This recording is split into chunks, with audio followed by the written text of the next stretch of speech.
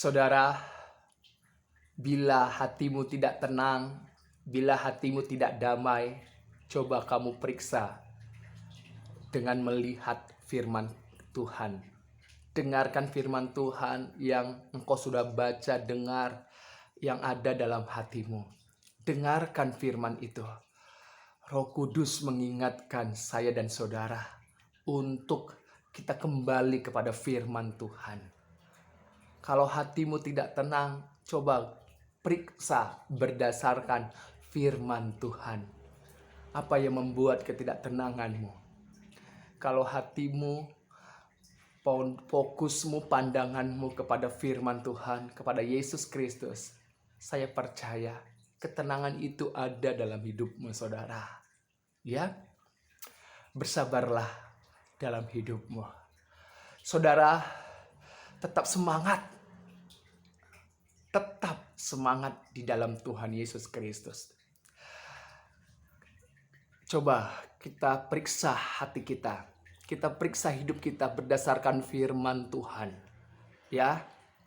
Kalau kita melakukan pelanggaran, jangan keraskan hatimu. Kembali kepada firman Tuhan. Jangan buat kebenaran sendiri.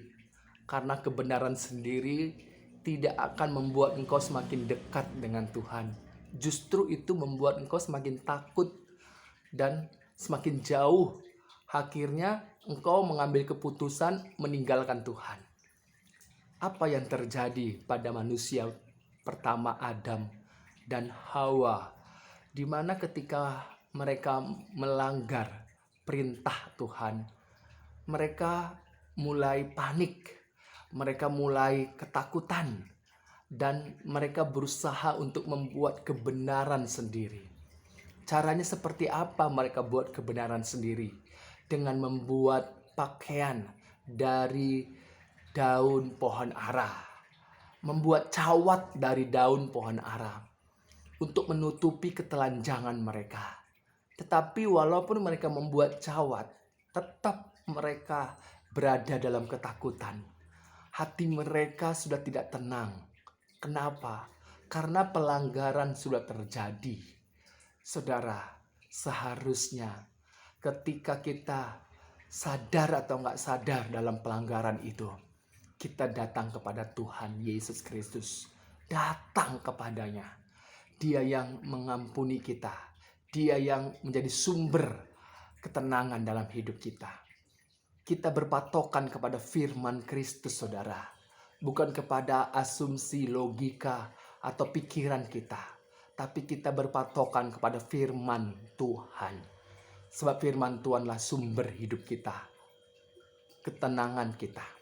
Ya, makanya ketika mereka bersembunyi, manusia pertama Adam dan Hawa bersembunyi, Tuhan memanggil mereka dalam Kejadian 3 ayat 9. Di manakah engkau? Dan Tuhan Allah memanggil kita karena ini adalah bentuk kasih-Nya, di mana Dia peduli terhadap orang-orang berdosa. Dia peduli, Dia memanggil supaya orang berdosa itu jangan meninggalkan Tuhan. Jangan meninggalkan hidup, sumber hidup itu. Saudara, siapapun kamu, siapapun yang melihat video ini, kembalilah kepada firman Tuhan. Tuhan Yesus Kristus mengasihi saya dan saudara. Dia menantikanmu. Dia mengetok pintu hatimu. Ya, Dia mau supaya engkau kembali kepadanya, agar engkau mempunyai hidup kekal selama-lamanya bersama dengan Dia. Tidak ada tangisan, tidak ada ratapan, tidak ada kesakitan. Yang ada hanyalah sukacita di dalam Dia. Saudara, Dia telah membuktikan kebangkitan itu dari antara orang mati. Dia telah hidup, naik ke sorga, dan Dia berjanji, saudara, Dia datang kembali untuk menjemput kita dan menghakimi semua yang ada. Saudara, tetap pegang imanmu dalam Yesus Kristus. Ya, Tuhan Yesus memberkati saya dan saudara. Tetap semangat dalam hidupmu di bawah matahari ini.